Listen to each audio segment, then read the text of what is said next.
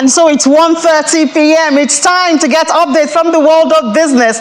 For me, I'm happy to be back home in Lagos after some days in Abuja. This is Business Incorporated. And guess what?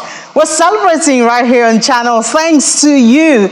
And of course, the organizers of the Nigerian Merit Award for the 16th time. Who wouldn't be happy? Congratulations to us and glory to our God. Now, let's head to business now. This is what we have for you on Business Incorporated today. For East African countries, growth decline in the face of goods and services, the value of goods and services. And the dialogue is going on. It has started on African Debt Network. How can Africa help itself in the issue of debt management?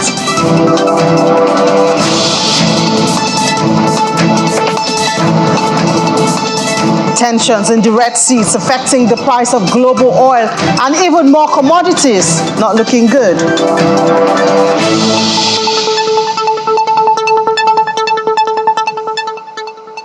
Good afternoon. This is Business Incorporated. I'm Ini John Mekwa. We'll head straight to the market, which is our usual trend right here on Business Incorporated. And we see that the NGX, even though it's still on that 72,000, unfortunately is in the red just as it closed on Friday. It's retaining that red color from Friday's close, 0.08% in the red there, 72,332.81. The JSE of South Africa follows to 0.60% down at intraday, 74,836.09. I think South Africa should be careful. Nigeria is coming, might just hit that 74 in a bit. Other parts of Africa, we see for EJX, that's for Egypt, that's in the green, 0.20% up at intraday at 25,304.23. Kenya closed on Friday deeply in the red. Lost that 100 index point that used to be a place of comfort, is now at 92 as at Friday. Let's move over to the Middle East now and see that it's still predominantly red for the Middle East. Also, Abu Dhabi is down 0.31% at intraday, 9,468.56. Dubai is also down 0.24%, 3,991.55. Other regions, we see also one red and one green right there. Saudi Arabia is in the red, 0.15% at 11,583.23, while Qatar closed in the green, almost 2%. Took everybody's profit at 1.93% in the green, 9,927.72. Now let's go to London and see what's happening there. We have Juliana joining us. Juliana, good afternoon. Well, it seems Christmas is already in the end, just about a week.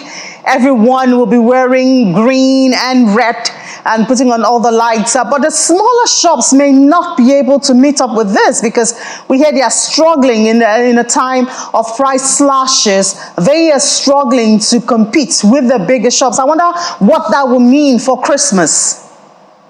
Ini, welcome back to Lagos. Yes, Christmas is coming. I can smell it in the air. And where we are, our London Bureau of Channels Television is literally just a stone's throw away from arguably Europe's busiest shopping street. And you can see people up and down. They are shopping. But of course, Oxford Circus is not where you would see lots of local businesses. And we know that in any decent economy, it is the small to medium-sized enterprises, those small businesses that really are the engine of growth. And I think Rishi Sunak and the Chancellor of the Exchequer, Jeremy Hunt, they are aware of that, which is why they tried to put in lots of goodies for small businesses in the autumn statement. But is it going to go far enough? Because we are at a time, this is Christmas, this is the golden quarter, the golden month, where small businesses are supposed to be reaping back a lot of their lost earnings. This is supposed to be the time when their revenues treble. But of course, there are so many headwinds that the UK economy is experiencing at the moment. High interest rates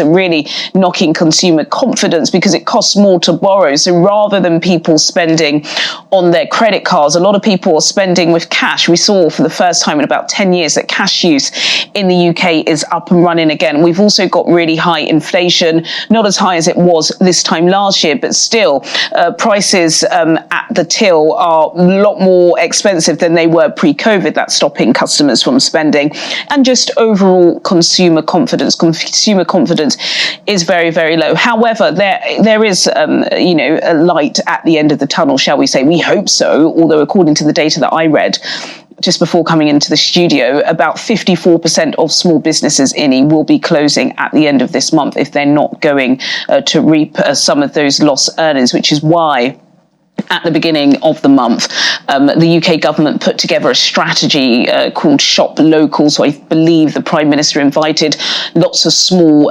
businesses to Downing Street, where they were able to advertise their goods. At the beginning of the month, the UK government were also telling people to go out into their local community. Don't just go online because it's convenient and it's cheaper, that you should go out and really support local businesses. So that's what we all try to do. It's just, life has changed so much, hasn't it, Eddie? It's just so much more convenient for people to shop online. But when you do that, of course, that you're cutting out from the man down the street who does need your income so he can feed his family. So yes, that's what people are being encouraged to do in the UK. And 50% of small businesses closing, that smells unemployment, also to the economy, and eventually will pinch everyone. But let's say, I hope this is not affecting investors' sentiment, at least at this time. Not at this time. We had some PMI data looking at a forensic look at the UK economy and output. Yes, in October, GDP fell by 0.3%, but the PMI data for December at the moment does indicate that output is strong, and I think this has buoyed the markets at intraday. The all-share INI, it's up 0.42%. The FTSE 100 is up by 0.54%, and the FTSE 250, the domestic market, that's also up by 0.21%. In the currencies market, the British pound is currently trading down against the US dollar by 0.13%, down 2 against the euro by 0.29%, but up against the Japanese yen at intraday by 0.28%, Tinny. All right, Juliana, I would like to say congratulations. I know you've heard of the news of we won for the 16th time the Nigerian Media Merit Award, and well done. Major contributor to it. We're the best, undisputed. Yeah, Juliana, we thank God for it. All right, now let's move over to Europe and see what's happening there. Well, Christmas is also happening there. And so Christmas shopping is also on the top of conversations right there. Lars Holter joins us to give us, just what Juliana did, to tell us how shopping for Christmas and the holiday is looking right there. Hi, Lars. Good afternoon. Yeah, thanks for having me, Ini. Well, stores are pretty full. Just yesterday, we had one of those rare shopping Sundays in Berlin and in many other cities in Germany. And just walking through town, you get the impression that people are out there shopping as much as ever. But over in the US, there's something really unusual happening. Right in time for Christmas, analysts have noted that prices were dropping on many goods. Toys are down 3% over last year. Sports equipment is down 2%. And it's even more for some not necessarily so Christmassy items. Washing machines, for example, are down 12%. And even in the food aisle, things are looking up for the consumer. For all those Christmas cookies people are baking, eggs, for example, are 22% cheaper than last year. And price drops like this we haven't seen in years. Well, it looks like we might have to move to the US to spend Christmas last month. What does this mean for inflationary pressure? Well, that's the interesting fact here. Generally, there is still inflation. Groceries are still seeing price hikes. Restaurant prices are up, services in general, and most importantly, especially for many Americans, housing is still way up. So inflationary pressures are still on and weighing on consumers. And that's why these lower prices for some popular items are all the more important for shop owners, and they're advertising them heavily. Most of this year's Christmas ads actually point not so much to exclusivity or quality, but to affordability. Now, let's look at what happened to those prices. Analysts say that back in 2021, prices started to go up rather drastically as consumers were flush with pandemic relief checks, all while supply chains were under pressure. So we saw supply limited and demand up. Now, with the pandemic far behind and with the Russian war not as much a factor anymore, especially in the US, I should say, most supply chains have been fixed and goods are more easily coming in. All in all, economists say we could be at somewhat of a tipping point and still see some inflation continue, where some sectors of the economy experience deflation. What about investors? How are they looking? What side are they turning to? Well, after looking at the Fed, the ECB, and the BOE last week for all that interest rate action, this week we're looking at the Bank of Japan. Their two-day meeting has already started, so we'll be getting their latest take on monetary policy tomorrow. Other than that, I guess for today and the next 2 weeks, so including post-Christmas, anything we hear out of the retail sector will be interesting. And there's one problem right here in Germany. The country's retail union is currently threatening to strike in the days leading up to Christmas. The union represents over 3 million retail employees, and they've been in negotiations with retailers over higher wages since early this year. So it's been a long time. And of course, the union is getting impatient. And with Christmas around the corner, they're using this pressure of people on shopping sprees to demand their employers return to the negotiating table. As of late, there's been still quite a gap between the two sides. The union is asking for an additional €2.50 per hour. The employers are offering just over €1. So with only days left now in the year's main shopping season, it'll be interesting to see if things might change pretty fast now, or if the stores will actually close all of a sudden. And then all those last-minute shoppers have to resort to, I don't know, trying out pottery again or being otherwise creative to surprise their loved ones. Well, I hope that doesn't spoil Christmas for you guys over there. Thank you so much, Lars.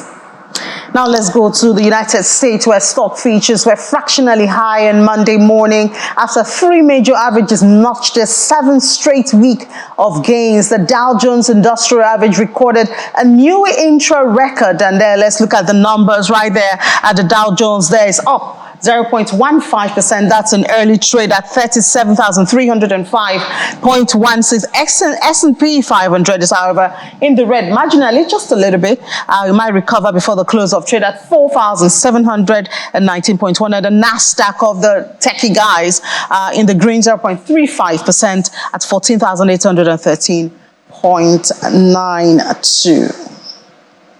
We go to Asia, where markets were mostly low on Monday at the start of the penultimate week of 2023, while South Korean shares bucked the trend as defense stocks led gains. Separately, China will release its loan prime rate on Wednesday, while inflation data from Japan is due on Friday. In Australia, the S&P AX 200 closed 0.22% lower at 7,426.40, snapping a six-day winning streak. Japan's Nikkei 225 dropped 0.64% to end at 32,758.98, while the Topix fell 0.66% to 2,316.86. South Korea's Kospi reversed earlier declines to close 0.13% higher at 2,566.86. The small cap Kosdaq rose 1.51% to end at 850.96. Shares of defense companies were broadly higher. Korea Aerospace Industries stock and Hyundai were up about 1% each. Global oil space now on the economic front. Investors will be looking toward December's Business Leaders Survey and Housing Market Index results. Monday marks the start of the final full trading week of 2023. A reminder that 2023 will soon be in the past. Oil prices rose nearly 1% in early Asian trade on Monday, supported by lower exports from Russia, and as attacks by the Houthis on ships in the Red Sea raised concerns of oil supply disruption. Brent crude futures climbed 69 cents, as about 0.9% to $77.24 a barrel, while U.S. West Texas Intermediate crude was at $72.08 a barrel. That's up 65 cents or 0.9%. Russia had said that it would deepen oil export cuts in December by potentially 50,000 barrels a day.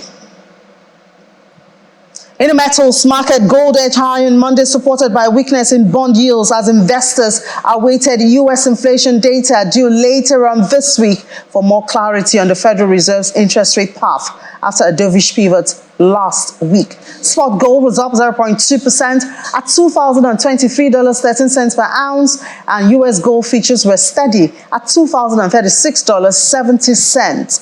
Benchmark U.S. 10-year Treasury yields were hovering near their lowest level since July, and that's lower bond yields reduced the opportunity cost of holding non-interest-bearing gold. Spot silver gained 0.3% to $23.90 per ounce, while platinum rose 0.3% to $942.72. Palladium slipped 1.1% to $1,160.83 for currency holders. Let's take a break. When we come back, loads of stories waiting for you on the other side of Business Incorporated. Join us again. Welcome back to watching Business Incorporated right here on Channels Television. We'll start this second half with what's going on in East Africa, the region. The economy faces a decline in the value of goods and services produced in 12 months till December 31st, 2023. According to a new report, which cites a challenging macroeconomic environment characterized by rising inflation, depreciation of currencies, rising commodity prices, and tightened global financial conditions. Financial advisors and the consulting firm Deloitte expect the overall GDP growth rate for the 5 EAC partners, that's Kenya, Uganda, Tanzania, Rwanda, and the Democratic Republic of Congo, as well as Ethiopia, to slow down to 5.7% this year from 6.1% in 2022. Tension going on in Egypt's Suez Canal, as the authority says that it's closely following tensions in the Red Sea and any impact on canal crossing after Yemeni militants attacked on vessels hundreds of miles to the south, prompted major shipping lines to temporarily avoid the region. The Suez Canal Authority said that 55 ships have rerouted via the Cape of Good Hope since November the 19th amid attacks on ships in the Red Sea. In a statement, SCA of Chairman Osama Rabi said that 2,128 ships had crossed the waterway during the same period. And let's come to Nigeria, where the Nigeria Union of Petroleum and Natural Gas Workers, NUPENG, in conjunction with the petroleum tanker drivers, has enrolled over 25,000 truck drivers in the country into health insurance. At the launch of the health insurance scheme, which was in Lagos, the PTD National Chairman, Comrade Augustine Egbon, said this is one way of ensuring safety on the roads. The leadership of the union and that of the petroleum tanker drivers branch of the union, they've decided to set aside some amount of money from their own income to make provisions for healthcare services for this very important segment of union under the Leadway Health Limited's health insurance scheme. Challenging terrains, harsh weather conditions, and long hours on the road, insecurity to ensure the uninterrupted supply of fuel to every nook and cranny of our beloved country. Yet we must acknowledge that this profession carries inherent risks and dangers. Accidents, injuries, and health-related complications are unfortunate realities that these brave individuals face every day. However, it is our moral obligation as a union to provide them with the necessary support, care, and protection that they deserve. The leadership want to take care of every tanker driver that are driving from Lagos to Maiduguri to Calabar to Sokoto to Calabar, anywhere. On your route, if you have any ailment or perchance there is accident, you have access to over 2,000 hospitals. So you can access them. Don't go and be taking herbs again. Check your blood pressure. You can walk in there and check your blood pressure. They are in Lagos as well. They are near you, where you are staying, the hospitals. Please use them. Don't let the money we have given them go into waste. Well, safety on the road is very important and depends largely on the welfare of the drivers. Away from that, as part of its initial activities, the Public Finance Management Academy of Africa, which is a baby of the AFDB, has instituted a forum for debt managers of member countries to communicate and collaborate in debt issues. And, the division manager of African Development Institute, Dr. Eric Ogunleye, gives more details of how this is expected to work. When President Additional was campaigning for the General Capital Increase 7, as well as the African Development Fund 16, rather, he promised, and the bank promised its shareholders that they would do more for them in supporting them to be able to ensure that their debt is sustainable through capacity development initiatives. And the capacity development initiatives take three forms. The first one is to ensure that we're able to provide technical assistance, we're able to provide training, as well as policy dialogue in support of our regional member countries. So to make that happen, the bank then developed some frameworks that could assist to deliver on that promise. And one of them is the Public Finance Management Academy for Africa, which is the framework through which the bank is implementing these capacity development initiatives for its regional member countries. So one of those initiatives is what we call the African Debt Managers Initiative Network. And the purpose of this network is to find a coordination platform for bringing together all debt managers in Africa, for them to be able to dialogue, to brainstorm, to learn from each other what they need to do to make debt work for their countries. Well, a participant of that is from Zambia, and talking about Zambia, long delays in Zambia's debt restructuring, strong, much-needed investment that curtailed economic growth, weighed on local financial markets, and added to living costs for its people. Little wonder then that the government of Zambia sent a participant to that debt network initiative of the AFDB. The key takeaway is the importance of peer-to-peer learning. We have a lot of debt managers. We have an in-house resource within Africa. So I think the main theme was we need homegrown solutions based on our African experiences, and I believe admin is one of the best platforms to do that, and they have been able to bring together debt managers from all over the country, and we learned of the experience today of Somalia. They managed to get the debt relief. I think it's a huge achievement, and they did mention that the bank assisted them, but perhaps in future it will be talk of Somalia or another African country has made this achievement, but assisted by another African country using the admin network.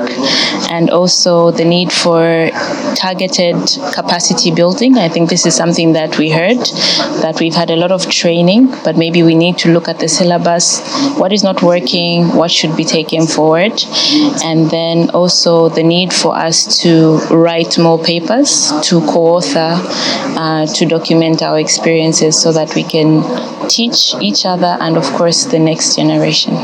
So for Zambia, this is a good opportunity because we are in the process of establishing our debt management office, and the interaction here has helped us to get in touch with other DMOs such as Nigeria, also the Seychelles and Kenya, to mention but a few, who've had their debt management offices for a number of years. So we plan to leverage this network and learn how they went about establishing maybe some of the challenges that they faced. There was also a discussion on how the debt management acts were set up in their countries.